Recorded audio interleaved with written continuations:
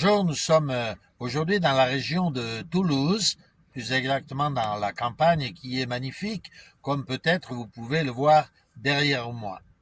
Cette vidéo a pour but d'attirer l'attention des chrétiens sur deux hérésies, pour pas dire deux blasphèmes, qui pénètrent de plus en plus les églises chrétiennes et particulièrement évangéliques de nos jours, à savoir la modification du nom de Jésus, tel qu'on le trouve dans nos Bibles actuelles, au profit d'un autre nom qui serait soi-disant plus exact, celui de Yeshua, et l'installation dans ces mêmes églises de drapeaux d'Israël portant l'étoile de David.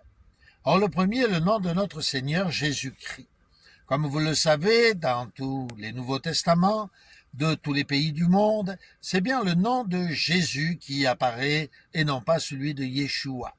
Pourquoi donc vouloir revenir à un terme qui n'existe pas et qui ne correspond pas à celui qui est utilisé dans l'Écriture?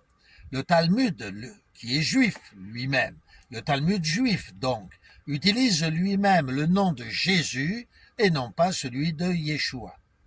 De la même manière, on dit, bien sûr, non pas Yeshua Christ, n'est-ce pas?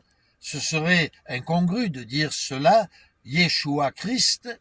Non, non, on ne dit pas non plus Yeshua Meshaya, mais Jésus-Christ. C'est bien le nom qui est utilisé dans le Nouveau Testament. Les apôtres utilisaient le grec et tout ce Nouveau Testament a bien été écrit en grec et non pas en hébreu. C'est donc bien le nom de Jésus-Christ qui doit apparaître dans les Bibles que nous devons utiliser et non pas celui qui nous ferait revenir à un soi-disant judaïsme, par exemple Yeshua Meshaya. De la même manière, on voit fleurir ces drapeaux, comme je le disais, israélites portant la fameuse étoile de David. L'origine de cette étoile, nul ne la connaît. Est-elle l'étoile de David? David avait-il une étoile? Qui peut le dire? Personne. Et surtout pas les chrétiens.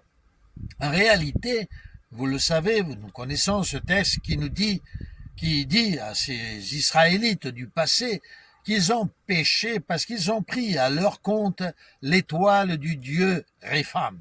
Se pourrait-il que cette soi-disant étoile de David soit en réalité l'étoile de Répham? Se pourrait-il que Israël n'ait pas écouté la parole de Dieu et qu'il ait placé sur ses drapeaux cette étoile qui n'est pas le signe distinctif des chrétiens? Alors certains nous diront, c'est parce que c'est la bannière d'Israël. Oui, mais nous ne sommes pas israélites.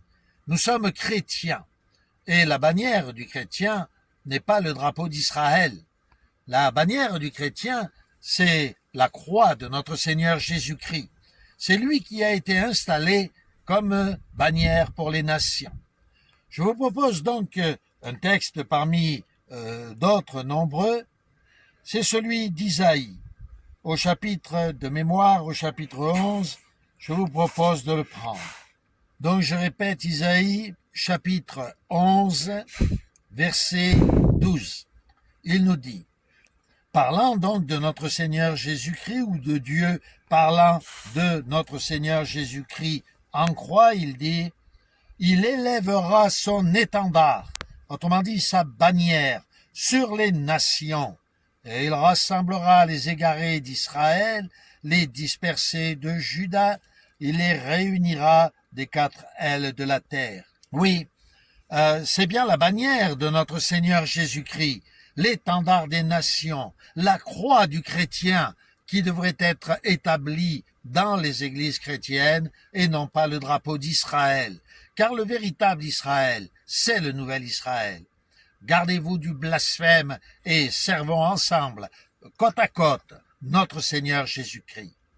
Que Dieu vous bénisse.